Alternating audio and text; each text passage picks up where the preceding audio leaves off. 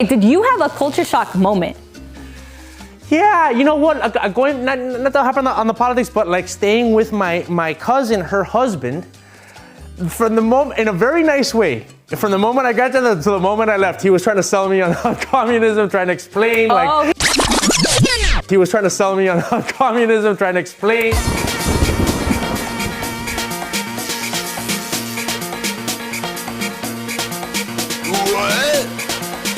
Oye, papi Ricky, ¿tú tienes guaniquiqui? Oye, pero yo no soy tan cubano que yo entiendo lo que tú dijiste. This is Cultura Shock. We are here with our resident Cubano, Umbi. Umbi, tell us about yourself a little bit. Where you're from, you know. Well, Umbi, you're calling me my nickname from growing up. My name is Humberto. My dad's name is Humberto. But you know what? I didn't feel like an Humberto. And what, you know, then you had to like anglicize it and you say Humberto, so Umbi is what? So. But you don't roll your R's either when you say Humberto, right? Humberto, that's too much, right? I feel like you might as well. I sometimes I have to do it because I'll say, oh, what's up? My name's Humberto, and they'll be like, Roberto? No, Humberto. Okay, yeah, for Albert? Sure. You know, so then I have to go Humberto. I grew up in Miami, Florida, hey. And my family is all from Cuba, so that's pretty much half of Miami, you know, are people from Cuba. First generation? First generation born here, yeah. Both my parents were born in Cuba. My mom was raised in the United States. She came when she was 2, so she's a little bit more American, but like my dad left like at 15, so I talked to him in Spanish. So tell me, what makes a Miami Cuban different from all other Cubans? You know, I've actually met, now living here in Los Angeles, I've met Cubans that have grown up here in California, and they're just like missing something. You know what I'm saying? Like what? They're missing like all this crazy, like caffeinated, you know, energy. You know, in Miami, you've been to Miami, right? Yeah, I have. It's very loud, very fast, very in your face, very Caribbean. And everybody's like that.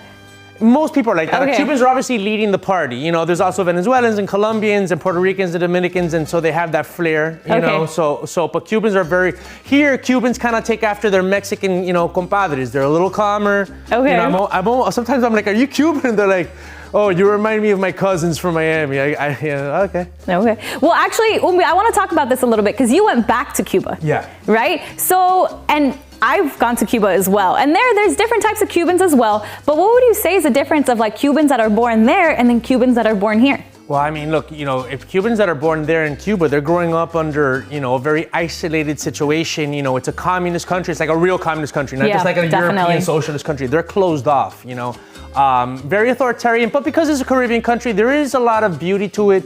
You know, it's funny, like Cuban communism is kind of just like nobody wants to be told what to do or work or anything. So there's a lot of people just hanging out. You probably saw that. It's very pretty. Like when you go to the beaches, it's a beautiful culture. Miami, you have the people that escape that, so they're here trying to chase the American dream. But wait, let's talk about that because there could be many reasons why they escaped, right? One is because they could have been in that upper class that was being attacked, right? That was the beginning. Those were the first waves of Cubans. The first wave, and then you have also the people that didn't believe in the communism, right? Yeah, that and then you have people that believed in the communism, but they're like, hey, I still want, you know, to buy a car and have a job that pays me more than $5 a month. So, right. I think that the later Cubans that come now are coming for economic reasons. The first wave of Cubans came for political reasons. So my grandfather that fought with Fidel Castro, you know, he thought he was fighting for a liberal democracy. When it turned out that, you know, it turned into like a dictatorship, a communist dictatorship, they realized they had to go. But that was like 10 years into it. My other grandfather, he knew right away because he had a company that was nationalized right away. Okay. Fidel Castro started nationalizing any foreign companies. Then he nationalized every company, including the Cuban ones. And so when my grandfather was at this company that got nationalized, right away he realized, okay, this is not what people think it's going to be. Right. And then he quickly got recruited by the CIA. The CIA started kind of picking off any Cubans that were, you know, victimized by this, you know, this regime to then arm them. And then he fought in a thing called the Bay of Pigs, which is when the CIA basically left like 1,500 Cubans to go into Cuba. And they promised them air support. At the last second, John F. Kennedy, and my family at first like hated John F. Kennedy for this, but I understand. John F. Kennedy wanted to avoid World War III, so at the last second he reneged the air support. Supposedly he didn't even know that was gonna happen because that was an operation that was inherited from the previous president, Eisenhower. I know this is getting really historical. Okay, so you went back to Cuba, what year was that? This was a few years ago. This was 2015, I think, when Obama allowed people to go back. To go back. So when I went back, I actually stayed with the one cousin that I have there. You just have one cousin left in Cuba? That was there. Well, yeah. So both, by the end of the 60s, my family on both sides had left. Whether they were supportive of Castro or not. Because it was just, the economy fell, So it just, bottom line, they needed to go to where they could work in Miami, where Cubans were setting up basically a new state of Cuba called Miami. And so when I decided to go back to Cuba, I reached out to her. And and they picked me, I stayed with her. And as soon as I get down at the airport, man, I didn't even look up a picture of her. As soon as I see her face, I'm like, she has my grandmother's eyes. And I'm like, so it was amazing. Wait, okay, did you have a culture shock moment?